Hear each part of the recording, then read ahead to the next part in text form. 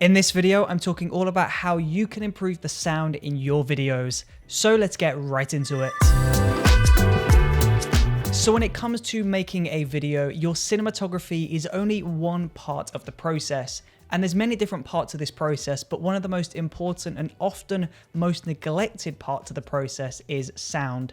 The problem is though, we're all so keen to get amazing transitions and beautiful cinematography and incredible lighting setups that we always often overlook the sound, and it's the sound that often lets our films and our work down. So what can you do to improve the sound quality in your video? Well, first things first, you want to begin by stop using the inbuilt microphone in your camera. Yes, your digital SLR camera may have a microphone built into the camera, and despite what anyone might tell you, that microphone is terrible. Like, yes, it's fine for home movies, yes, it's fine for reference audio, but if you're trying to capture crystal clear professional audio, using the inbuilt camera microphone is the worst mistake that you can commit. Let me show you exactly what I'm talking about.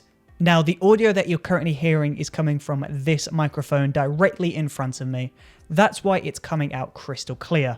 But when we switch over to the inbuilt camera audio, listen to how awful this is. It sounds really echoey, it sounds really empty, really hollow, and it just sounds really horrible. So let's switch back to this microphone and you'll see how this audio compares to the inbuilt camera microphone. Switching to this microphone makes an incredible difference. So first tip to improve your audio is stop relying on the inbuilt camera microphone.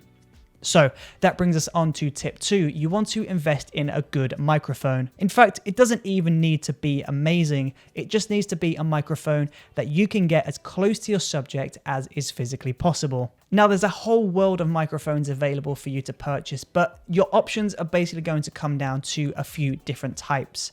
The first is a shotgun microphone, and that is what I'm using right now.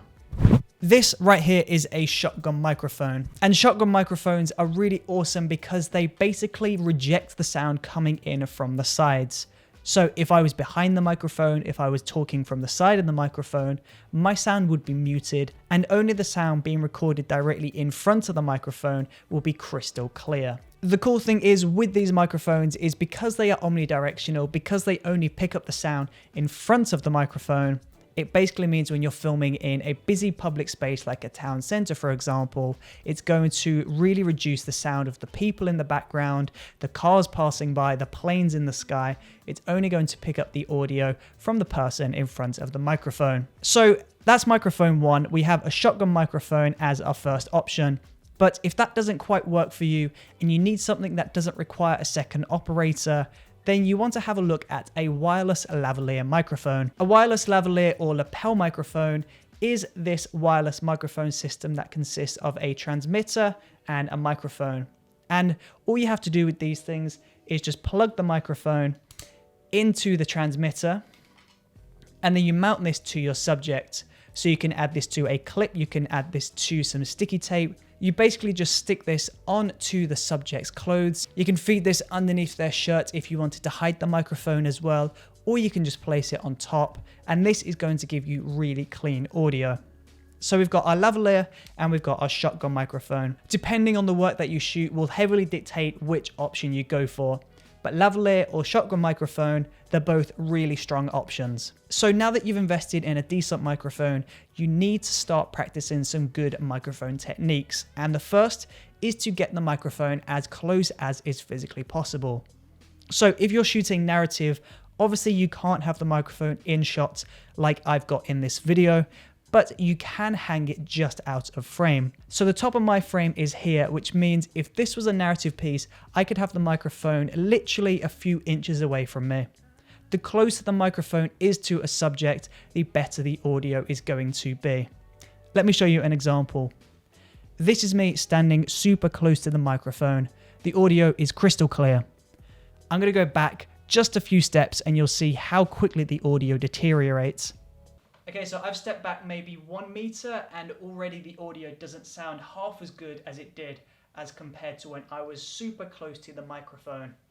So as you can hear, getting as close to the microphone as is physically possible is the most important part of catching good audio. The great thing is with the lavalier or lapel microphone is because you wear the microphone, it's always super close to your subject. It's physically on them. So if you're using a shotgun mic, then you want to use a boom pole and hang the microphone above your subject. Now, if you're shooting your audio outside, then you're really going to want to think about protecting your microphones from the wind. This fluffy thing is called a dead cat, and it is essentially just a sock that sits on top of the microphone, and it's really going to help eliminate that wind hitting the microphone. Now, the reason why it's such a big deal to eliminate that sound is because the sound of wind hitting your mic is horrible and it can ruin your audio. So let me just show you an example. This is with the dead cat on. This is with the dead cat off. Now, as you can hear, that audio with the unprotected microphone was extremely unpleasant. Now, next up, when you're recording your audio, it's super important that you use headphones when you're recording. If you're putting all of your trust into the microphone, then unfortunately you're going to get caught out. At some point, you're going to capture some interference on the microphone. You're going to get a horrible sound captured on the audio. You're going to get some wind rustle on the microphone. And unfortunately, once you've recorded the audio, there's not really a lot that you can do about fixing the audio. You have to get your audio right on set if you want clean audio.